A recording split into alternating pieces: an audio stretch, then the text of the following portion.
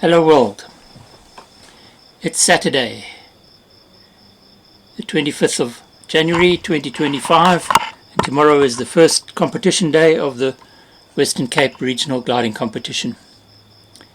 Just looking at the forecast for tomorrow, we can see we are dominated by this strong southerly flow. This is boundary layer wind at 2 o'clock and we can see we have a strong flow coming in over False Bay and into the coastal areas, but if we zoom out we can see that this southerly flow is affecting the entire task area out to the east as well.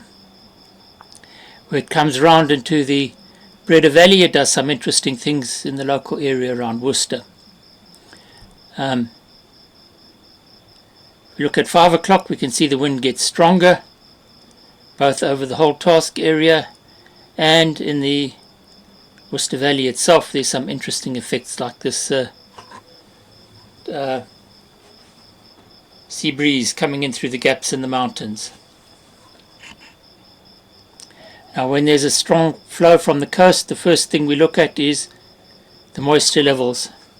We're looking at the cloud base at 2 o'clock and you can see there's quite a lot of cloud around the Breda River Valley, but it's still blue over Worcester.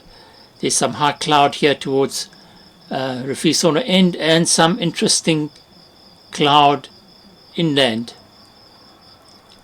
Zooming out, we can see at 2 o'clock at Swellendam that cloud base is about 4 or 5, maybe 4.5 to 5,000 feet.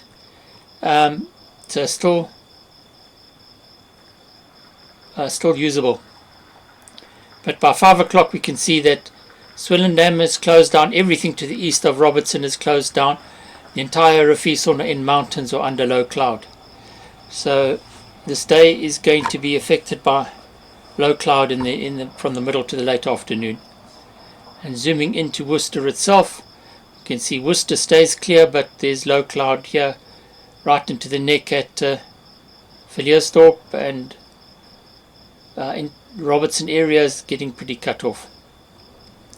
Let's just look at some soundings to see what we're facing. I'm going to look at soundings for 5 o'clock in the afternoon, and the first one is Robertson. And you see by 5 o'clock it's basically completely cut off. And if we go the other direction, Torbach at 5 o'clock is looking quite sick as well. There's coastal air coming in here. There's some interesting winds blowing at low altitude in the valley, and there's some wind shear as well, but that doesn't look very soarable. Just looking at Worcester at 2 o'clock just to get some basics. That's looking quite good. It's a little bit cooler than today, but generally quite soarable up to 5,500 feet. And later in the afternoon it's being affected by the coastal air coming in and cutting things off. Just 2 more soundings to think about. That one is Ceres at 5 o'clock. That one's still working. And that one is Dodorans at 5 o'clock. So Dodorans is still working. So we're sitting with, going back to our cloud maps.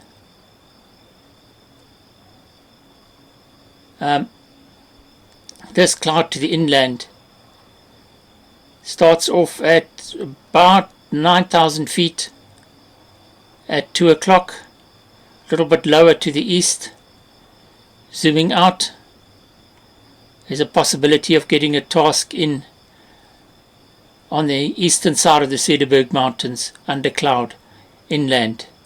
It would be a unique task, but it's a possibility.